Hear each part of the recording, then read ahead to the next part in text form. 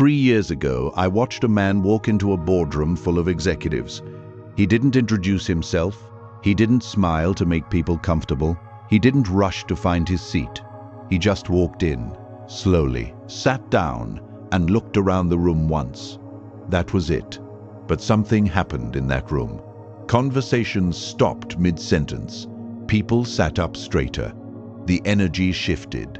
And nobody could explain why. He wasn't the most senior person there. He wasn't wearing the most expensive suit. He didn't say a single word for the first 4 minutes of that meeting. But everyone in that room felt it. You've met someone like this. Maybe once, maybe twice. And you walked away from that interaction thinking, what does that person have that I don't? Here's what most people get wrong. They think it's charisma. They think it's talent. They think it's something you're born with or you're not. Wrong. What that man had was built, deliberately, over time, through a specific set of decisions most people never make. And here's the part that will make you uncomfortable. The reason that kind of confidence makes people nervous has nothing to do with power or status. It's because when you encounter someone who genuinely doesn't need your approval, it holds up a mirror. And that mirror shows you every insecurity you've been carrying around quietly. They're not attacking you. Your own reflection is. Machiavelli wrote, "Everyone sees what you appear to be. Few experience what you really are." Today, you're going to understand both sides of that sentence. Drop this in the comments right now. I do not need your approval to know my worth. Let's begin. Lesson 1. Stop needing people to say yes. Let me ask you something direct. How many decisions did you make today based on what you actually wanted versus what you thought someone else would approve of? Think about it honestly. The email you softened before sending. The opinion you held back in the meeting. The boundary you didn't enforce because you didn't want to seem difficult. The thing you wanted to say and didn't. That's not politeness. That's not maturity. That's approval addiction. And it is the single deepest root of why most people never develop real confidence. Here's the counterintuitive truth. Confidence is not a feeling. It is a state of independence. It means your sense of worth is not waiting on a response from someone else, not waiting on a nod, a like, a promotion, or a compliment. It stands on its own. Most people have this completely backwards. They think confidence is what you feel when people respond well to you, so they spend their entire lives performing, adjusting, softening, shaping themselves to fit whatever they think the room wants. And the more they do that, the less they trust themselves. Because deep down, they know they're not showing up as themselves. They're showing up as the version of themselves they think will be accepted. That's exhausting, and it's invisible to nobody. When you walk into a room seeking approval, people feel it before you open your mouth. It shows in how you occupy space. It shows in how quickly you agree. It shows in how you laugh a little too fast at things that aren't that funny. And here's what nobody tells you. People don't respect the ones who need them. They respect the ones who don't. Not because indifference is attractive, but because someone who doesn't need your approval cannot be manipulated by it. They cannot be controlled through praise or punished through silence. And that makes them genuinely free in a way most people have never experienced. Machiavelli understood this at his core. He observed that the moment a leader begins to govern based on what the crowd wants to hear, he has already surrendered his power. Not to an enemy, to the crowd itself. The same principle operates in every room you walk into. The second you start filtering your behavior through other people's reactions, you've handed them the controls. They didn't ask for the controls. You gave them away. Now here's where this gets personal. There's a psychological loop that runs in the background for most people. Someone approves of you. Your brain releases dopamine. It feels good. You want more. You start making choices designed to repeat that feeling. Over time, every decision gets quietly filtered through one question. Will this get me that feeling again? That loop doesn't feel like addiction. It feels like social awareness. It feels like being considerate. But it's a trap, because now your emotional state is not your own. It's managed by other people's reactions to you. The person on the other side of the table can feel that dependence. They may not be able to name it, but they feel it. And it changes how they treat you. Contrast that with someone who has broken that loop, someone whose self-worth does not go up or down based on your response. You cannot flatter them into compliance. You cannot shame them into retreat. You cannot withhold approval to make them chase you. That person is dangerous in the best way. Not aggressive, not cold, just genuinely, completely unmovable. Here's something worth trying. For the next 24 hours, before you say or do anything in front of someone else, pause for 1 second and ask yourself, am I doing this because I believe it's right, or because I want them to think well of me? Don't judge the answer, just count. Count how many times the answer is the second one. That number is the exact size of the cage you've been living in. Machiavelli once said, "The one who adapts his policy to the times prospers, and likewise the one whose policy clashes with the demands of the times does not." He was talking about rulers, but he was also describing something universal. The moment you build your identity around something external, that external thing controls you. You don't become powerful by adding things. You become powerful by removing dependencies. Remove the need for approval. Not with arrogance, not with coldness, just with a quiet, settled decision that your value is not up for debate. When you make that decision and actually live it, something shifts. Not just in how you feel, in how every room responds to you before you say a word. Drop this in the comments. I choose who gets to define me. Lesson 2. Every promise you break to yourself costs you. You don't have a confidence problem. You have a self-trust problem. And it was created by you, quietly, over years. One broken promise at a time. Here's what most people never connect. They wonder why they hesitate before every major decision. They wonder why a voice in the back of their head keeps whispering, "You won't follow through." They blame it on fear, on past failures, on the people who doubted them. But the real source is simpler and much harder to hear. You have told yourself you would do something and not done it so many times that your own brain has stopped believing you. That's not a character flaw. It's a track record, and your subconscious is keeping score whether you are or not. Think about the last month, the alarm you set and turned off, the gym you were going to start, the conversation you were going to begin. Each one felt small in the moment. Each one felt like a minor exception. But your nervous system doesn't categorize them as minor. It records every single one as evidence. Evidence about who you are and whether you can be trusted. And when you accumulate enough of that evidence, self-doubt stops feeling like a mood. It starts feeling like a fact. This is what psychologists call the say-do ratio. It is simply the relationship between what you say you will do and what you actually do. When that ratio is high, you trust yourself. When it's low, you don't. And that internal trust, or the absence of it, radiates outward in ways you cannot fake. This is why two people can walk into the same room with the same credentials, the same experience, the same preparation, and one of them commands immediate attention, while the other blends into the background. The difference is not talent, it's not luck, it's internal evidence. One of them has built a track record with themselves, the other hasn't. The person with a high say-do ratio moves differently.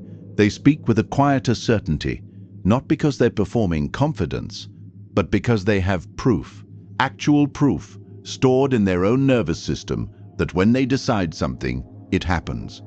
And other people feel that proof before they understand it. Machiavelli wrote something that most people read as political strategy, but is actually about personal power at its deepest level. He wrote, "The promise given was a necessity of the past. The word broken is a necessity of the present." He was describing how rulers justify betrayal. But strip away the political context, and what you have is a precise description of how most people treat their commitments to themselves. It felt necessary to make the promise. It feels necessary to break it. And the cycle repeats until the promises mean nothing and the person making them means nothing to themselves. That's not a small thing. That's the foundation of how you carry yourself through the world. Now here is the part that most people skip, because it feels too simple. You don't rebuild self-trust through grand gestures. You don't fix this by making bigger promises. You fix it by making smaller ones. Ones so small they feel almost embarrassing. Not wake up at 5 a.m. Wake up at 6:15 instead of 6:30. Not run 5 miles. Walk for 10 minutes. Not finish the entire project. Open the document. This is not about lowering your standards. This is about rebuilding something that got damaged. You are redepositing trust into an account that has been overdrawn. And the only currency that works is follow-through, not intention. Every time you say you will do something small and you do it, your nervous system records a different kind of evidence. Not, this person fails, but this person follows through. Stack enough of those deposits and something begins to change. Not in your mood, not in your motivation, in your baseline. The voice that used to say you won't follow through starts getting quieter because the evidence is no longer supporting it. And here's what happens on the outside when the inside shifts. You stop hesitating at the edge of things. You stop adding unnecessary qualifications to your own ideas. You stop shrinking when someone challenges you, not because you've become more aggressive, but because you're no longer at war with yourself. The person who keeps their word to themselves walks differently, sits differently, responds to pressure differently. They don't need to announce their confidence. It's already present in the way they occupy space. Carl Jung once said, "The most terrifying thing is to accept oneself completely." Because full self-acceptance requires honesty about the gap between who you say you are and who you actually show up as. The gap closes one kept promise at a time. Start with one thing today, one small thing, and do it exactly when you said you would, not for anyone else, for the record your nervous system is keeping. Because the most important relationship you will ever manage is the one between what you say and what you do when nobody is watching. Drop this in the comments. Every promise I keep to myself makes me stronger. Lesson 3. Your body is already talking. Before you say a single word, people have already made a decision about you. Not a conscious one, a neurological one. And it happens in less time than it takes to blink. Research from the University of Bielefeld found that observers form judgments about another person's dominance in under 100 milliseconds. Not from what the person says, not from their credentials or their clothes, from the way they move, from how they occupy space, from the quality of their stillness. 100 milliseconds. You didn't even open your mouth. This is not about impression management. This is not a trick. This is how the human brain processes social hierarchy, and it has been doing it for thousands of years. Your nervous system is constantly scanning every room for information about who is safe, who is in control, who is settled, and who is unsettled. And it reads body signals faster than conscious thought can intervene, which means that before your intelligence, your skills, your humor, your credentials enter the room, your body already told the story.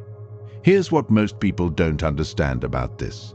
Your body is not just communicating to other people, it is also communicating to you, constantly, in real time. Research from San Francisco State University showed that students taking a cognitive test performed measurably better when sitting upright compared to when they were slouched. Not because sitting up makes you smarter, but because posture sends signals directly to your nervous system about whether you are safe or under threat. Slouching activates a low-level threat response. Upright posture signals the brain, I am in control of my environment. Your body is the hardware. Your confidence is the software, and the hardware runs the software, not the other way around. Most people wait to feel confident before they change how they carry themselves. That is exactly backwards. Change how you carry yourself, and the feeling follows. Not because you're faking it, because you're literally creating a different neurological state. Machiavelli understood the mechanics of perception with brutal clarity. He wrote, "Men judge by the eye rather than by the hand. Everyone can see, but few can feel." He was writing about political power, but the principle is unchanged. People process what they see before they process what you say. And what they see when you walk into a room is everything. Your pace, your posture, your eye contact, your relationship with silence. Think about two people entering the same meeting. The first walks in quickly, glances around for a seat, sits down, and immediately opens their laptop, looks busy before anyone has spoken. The second walks in at a steady pace, pulls out the chair without rushing, sits down, and looks around the room once before doing anything else. Nobody introduced them. Nobody gave a speech about their credentials. But the room already decided, before one word was spoken.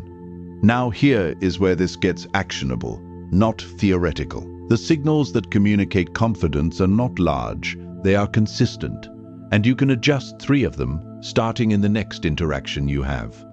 First, pause before you respond. Not because you don't know the answer, because people who are confident enough in their position don't feel pressure to fill the space immediately. 2 seconds of stillness before you speak communicates, "I am not in a rush to prove anything to you." Second, take up the space you're in. Don't compress yourself into corners.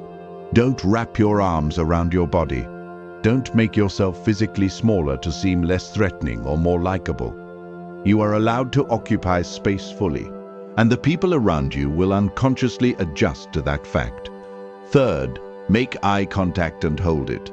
Not in an aggressive way, just in a way that communicates, "I am not uncomfortable being seen." Most people look away not because they're being polite, but because being directly seen feels vulnerable to them. The person who can be fully seen without flinching communicates something the room cannot ignore. These adjustments are almost invisible to anyone watching, but their effect on your nervous system is immediate, and what happens to your nervous system happens to the room. Here's the deeper principle at work. Your body is not just a vehicle for your mind. It is a live broadcast to every nervous system in your vicinity. People are not just hearing your words, they are reading your frequency. And that frequency is set by your internal state, which is shaped in real time by how you physically inhabit the world. This is why the most powerful people in any room are rarely the loudest. They are the most settled. They don't need to take up more space by being aggressive. They take up space simply by being completely, unhurriedly present. That kind of presence cannot be faked for long, but it can be built, physically, deliberately, one interaction at a time. The body leads, the mind follows, the room responds. Start walking into spaces like someone who does not need the room to welcome you. Watch how the room changes before you say anything. Lesson 4. The speed you move at is a signal you don't know you're sending. You think being fast is efficient. You think responding quickly shows competence. It doesn't. It shows anxiety, and everyone in the room picks it up. Here is something nobody teaches you about power dynamics. The speed at which you operate is one of the loudest signals you broadcast in any social environment. Not your words, not your clothes, your pace. Think about every time you've been nervous in a high-stakes situation. What did your body do? You talked faster, you moved faster. You answered before the question finished. You filled silences immediately. You became a machine running at too high a speed, and the noise of that speed told everyone around you exactly what they needed to know. This person is under pressure. Now think about the people in your life, or the people you've encountered, who naturally commanded rooms. Who came to mind when you read that description? Almost certainly, those people were not fast. They were measured. They took their time answering. They moved without urgency. They made decisions without the visible desperation of someone who needs to prove they can decide. Why does this work? Because pace communicates a single underlying message about your relationship with your environment.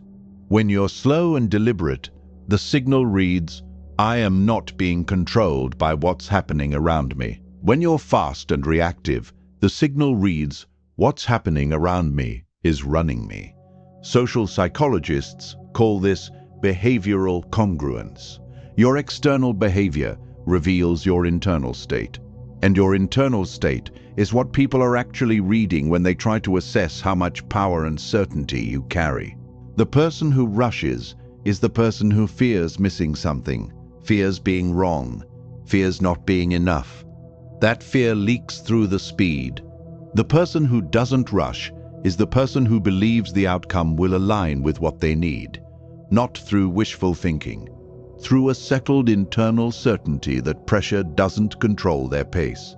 Machiavelli observed that great rulers were never reactive in their movements. They chose their moments.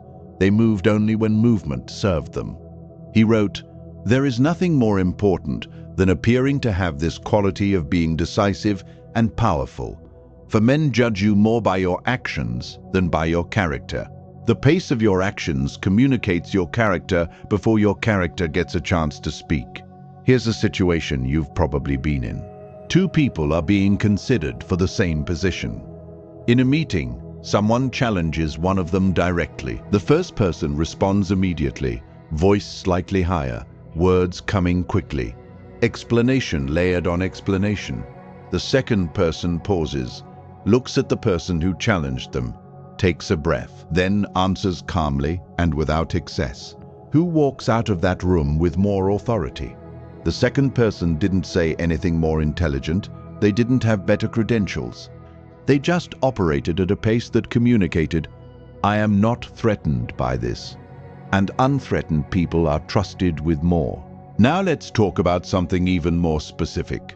The pace at which you reply to messages, respond to requests, and answer questions in real time tells people where you sit in your own hierarchy of self-worth.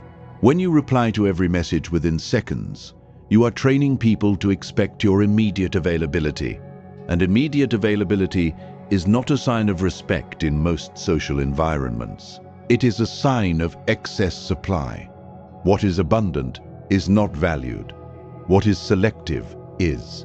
This is not about playing games. It is not about making people wait artificially. It is about something deeper, operating from your own internal clock rather than the external pressure of other people's expectations. The person who answers when it serves them moves at the pace that feels grounded rather than panicked, and takes the space between stimulus and response as their natural default is communicating one thing above everything else. I am not in a position of need right now.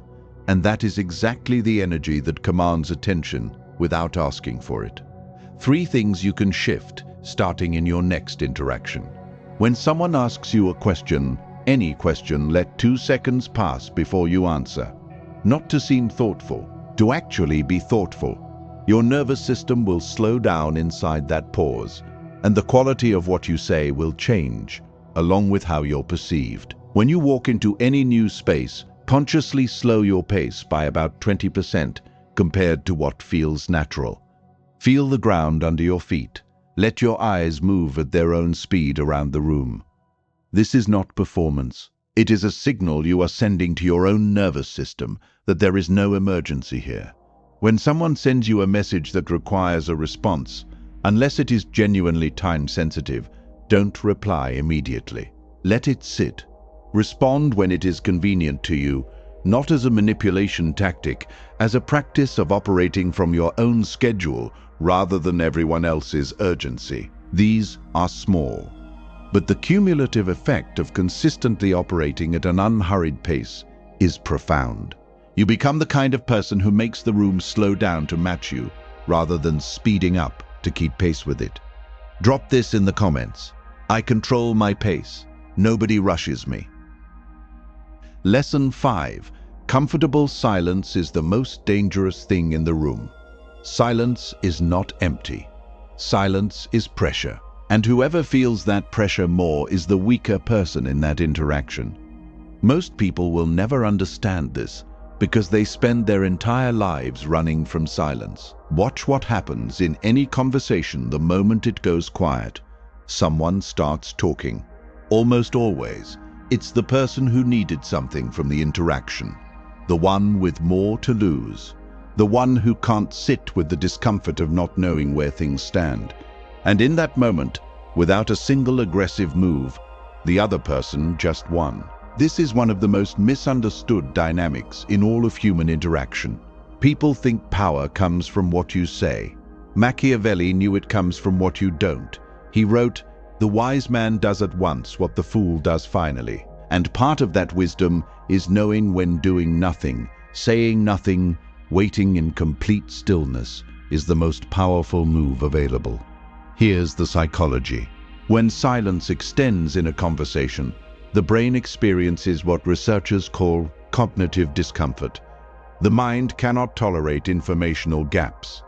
It needs to know where it stands, and that need is stronger in the person who has more emotionally invested in the outcome. So they talk, they explain, they offer things they didn't need to offer.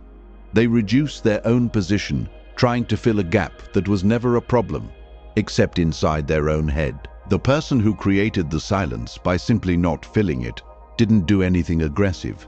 They just sat there and let the other person's discomfort do the work.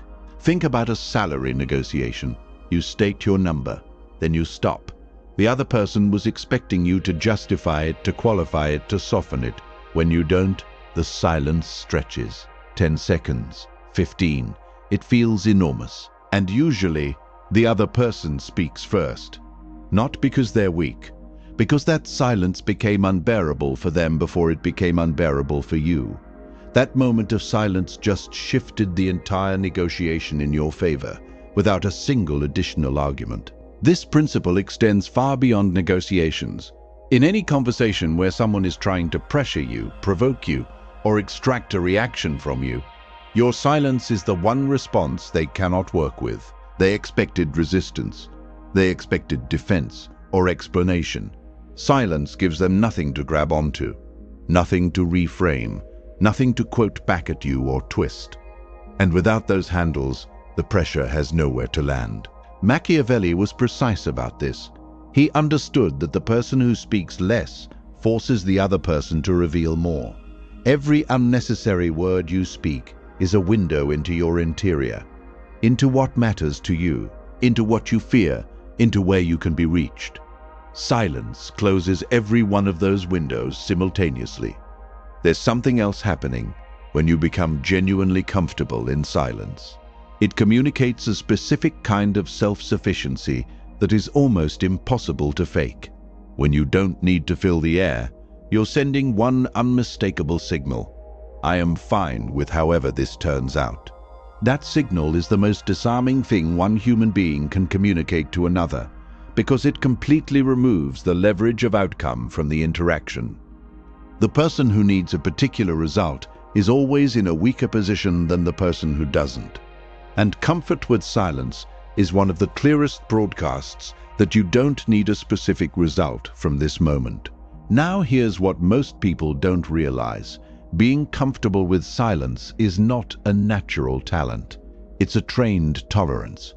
Most people are uncomfortable with silence because they've never practiced sitting in it without immediately trying to escape. Their nervous system treats silence like a small emergency, and that emergency response drives the words. You can retrain this.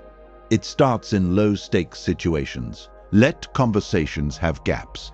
Let questions hang in the air for an extra second before you answer. When someone makes a statement that seems to invite your agreement, don't give it automatically. Let it sit. See what happens to the space between you. At first, it will feel uncomfortable. That's the discomfort of your nervous system recalibrating. It's learning that silence is not a threat, that you don't have to rescue every quiet moment, that your value in a conversation is not measured by how consistently you fill it. Once that recalibration happens, something changes in how you show up. You start to hold a kind of stillness in the middle of high-pressure situations that other people find genuinely unsettling, not because you're doing anything, because you're not doing the thing they expected. Epictetus wrote, "We have 2 ears and 1 mouth so that we can listen twice as much as we speak." It sounds like a lesson in listening, but read it again as a lesson in power. The person who listens controls the information.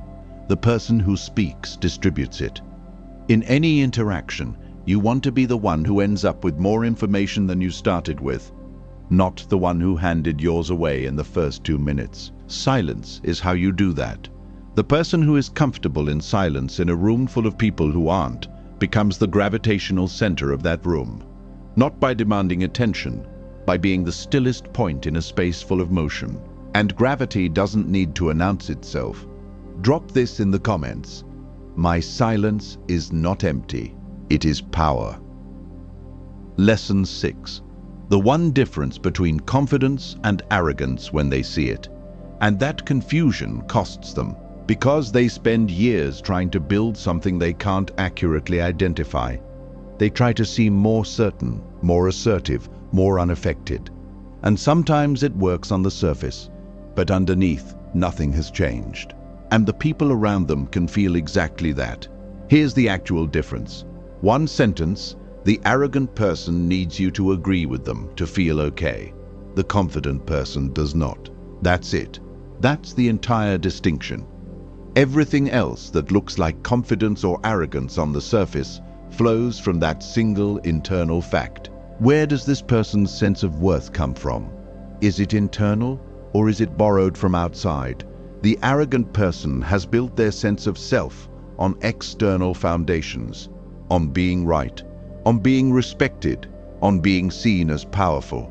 So when you challenge them, you're not just challenging their opinion, you're destabilizing their entire structure of self. That's why they react so strongly. The anger, the dismissal, the cold withdrawal. These are not signs of strength. They're signs of a structure that cannot withstand pressure because it was never built from the inside. Now watch how a genuinely confident person receives the same challenge. They listen, actually listen, not just waiting for you to finish so they can respond. They consider what you've said. They might ask a question. They might say you're right. They might say you're not. But either way, you can feel that their answer comes from somewhere settled. Not from fear, not from the need to win. From an internal position that doesn't move just because you pushed against it. That quality is the one people are actually responding to when they feel the presence of someone genuinely confident. It's not the surface behavior.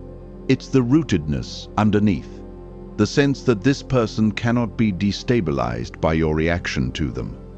Machiavelli identified this as one of the essential qualities of durable power.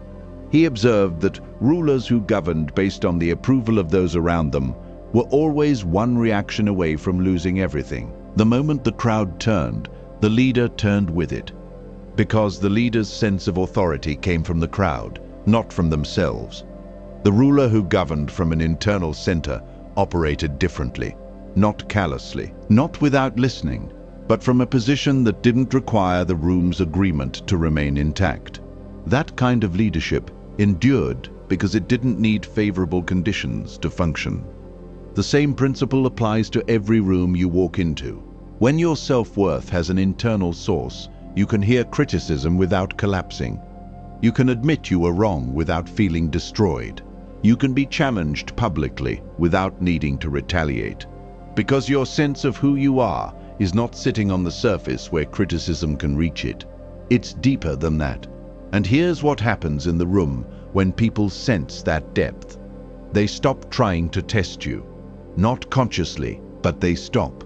Because they've picked up, before any logical analysis, that pushing against this person doesn't produce the reaction they expected.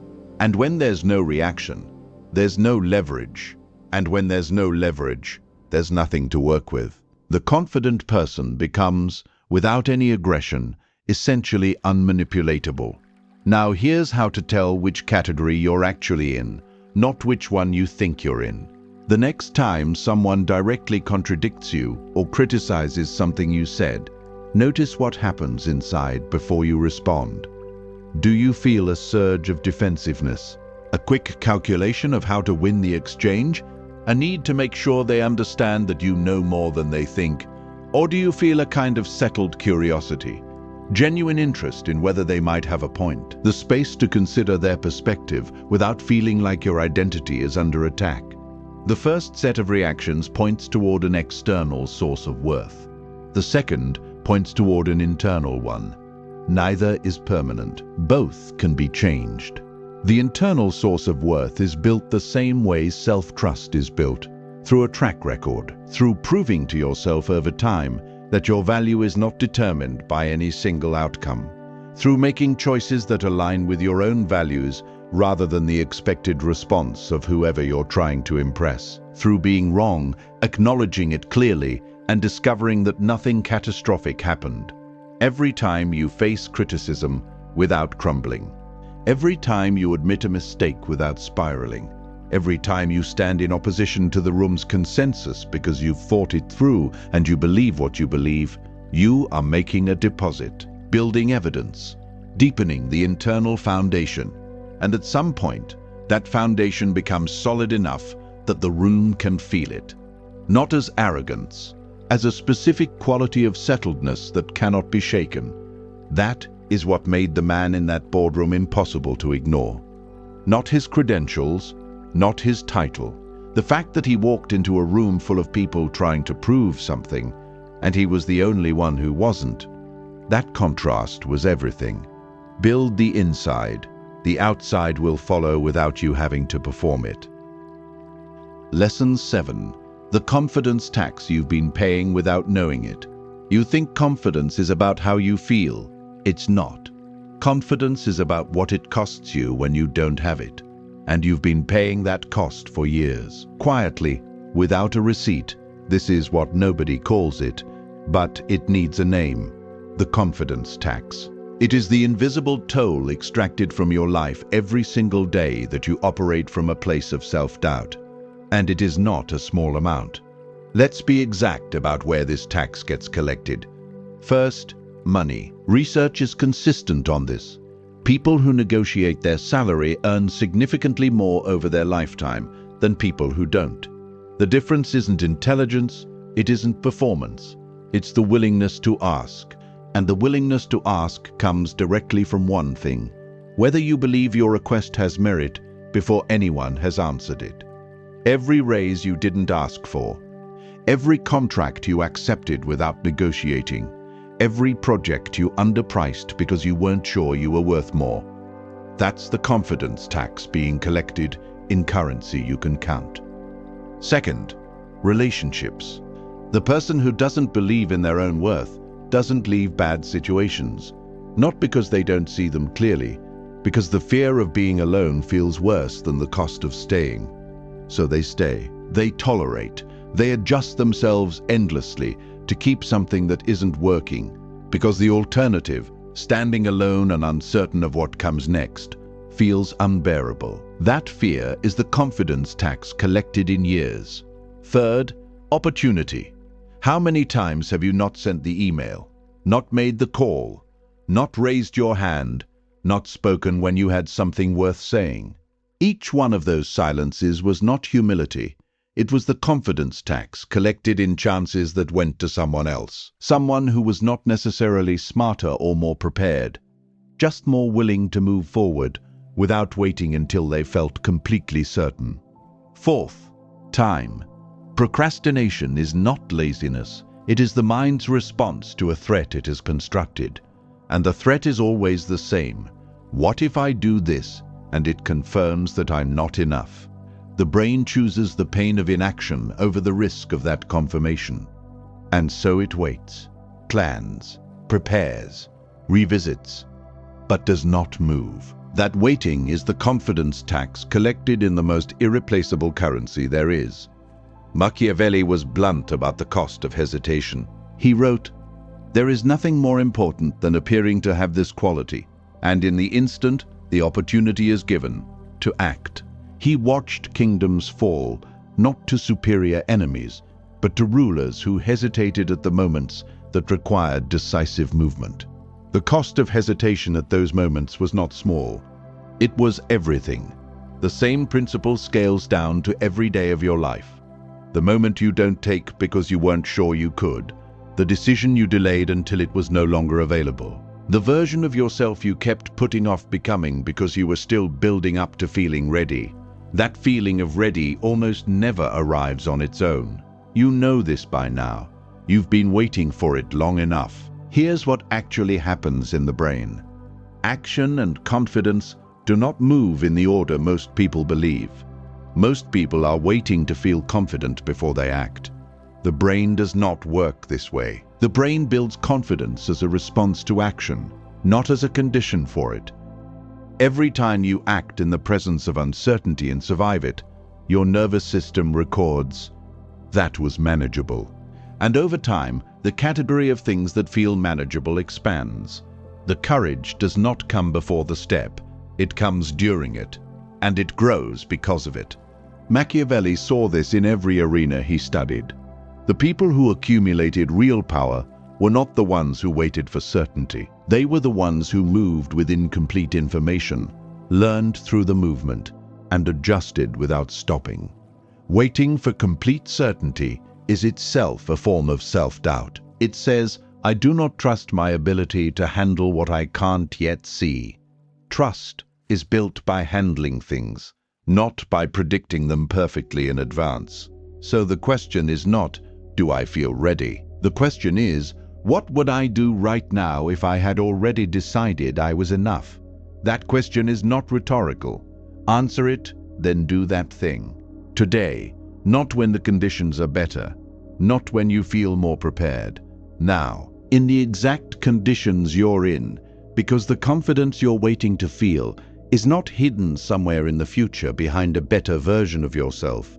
It's on the other side of the action you're currently avoiding. Every day you delay, the tax gets collected. Every day you move anyway, the account starts building. Drop this in the comments. I refuse to pay the confidence tax anymore. Remember the man from the beginning of this video, the one who walked into a boardroom full of executives and changed the energy without saying a word. Now you know exactly what he built and how. He wasn't performing. He wasn't managing impressions. He had stopped needing the room to validate him years before he walked into it. And that decision, made privately, quietly, showed up publicly in every cell of his body. You came into this video as one person. If you actually heard what was said here, you're leaving as a different one. You know now that approval addiction is not a personality trait. It is a cage you built and can dismantle. You know that every broken promise to yourself has been quietly eroding the foundation of your own self-trust. You know your body is broadcasting your internal state before you open your mouth, and you can change that broadcast starting in your next interaction. You know that the speed you move at tells every room exactly how much pressure you're under. You know that silence is not empty space. It is the most concentrated form of power available in any conversation. You know the difference between confidence and arrogance comes down to one thing: where your worth lives. And you know the confidence tax is real, and you have been paying it. Machiavelli wrote, "The wise man does at once what the fool does finally." You don't need more time. You don't need better conditions. You don't need to feel ready. You need to decide. If this video gave you something you haven't heard anywhere else, like it so it reaches someone who needs it. Subscribe, because the next video goes deeper into what Machiavelli actually understood about power and human psychology. And drop this in the comments. Which lesson hit hardest and why?